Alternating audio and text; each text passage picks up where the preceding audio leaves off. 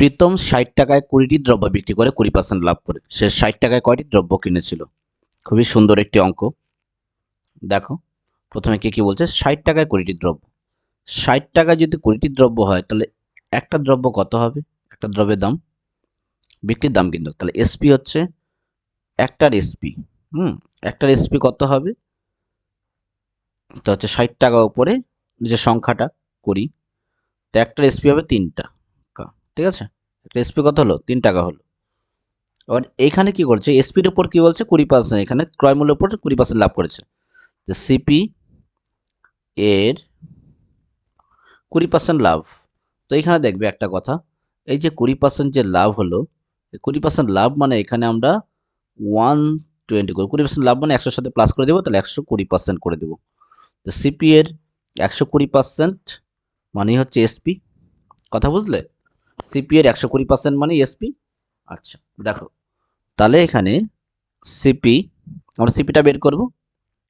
তাহলে 120/100, আর এখানে এসপিটা কত? 3 টাকা একটার দাম। তো সিপিটা কি হবে? ওই পাশে চলে যাও, এখানে নিয়ে যাও, 100 উপরে নিয়ে যাও, 100 করে নিচে শূন্য কাটো, 2 দিয়ে কাটা যায়? 2 দিয়ে কাটলে হয় তোমার কত? 5 দোকানে 10, 6 দোকানে 12, 3 দিয়ে কাটলে হবে 3 দোকানে 6, 5/2 কত হচ্ছে? 5/2। ঠিক আছে, তো একটার, তাহলে 1 টাকায় পাওয়া যাচ্ছে। এখানে দেখো, এখানে এবার না এইভাবে বের করে নিই আমরা। এখানে বোঝা যাচ্ছে, এখান থেকে তুমি কিন্তু এখানে আনসার করে বের করতেই পারো। এটাকে কিভাবে বের করতে পারো? দেখো এইভাবে বের করতে পারো। উপরে ৬০ টাকা মিলাও, 12 দিয়ে গুণ করলেই হবে, নিচের 2 এর সঙ্গে 12 গুণ করো। তো কত হচ্ছে? উপরে 60 হচ্ছে, নিচে হচ্ছে কিন্তু 12 দুগুণে 24 হচ্ছে। তো 60 টাকা 24 টাকা করে তোমার কি হতো? কেনা হয়েছিল।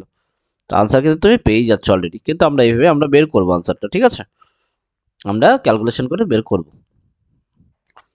তো ঠিক আছে, তাহলে একটার দাম, তাহলে 5/2 টাকায় পাওয়া যাচ্ছে একটি। তো 1 টাকায় পাওয়া যাচ্ছে কত? তাহলে এটা ঘুরে যাবে, উল্টে যাবে, তো 2/5টি।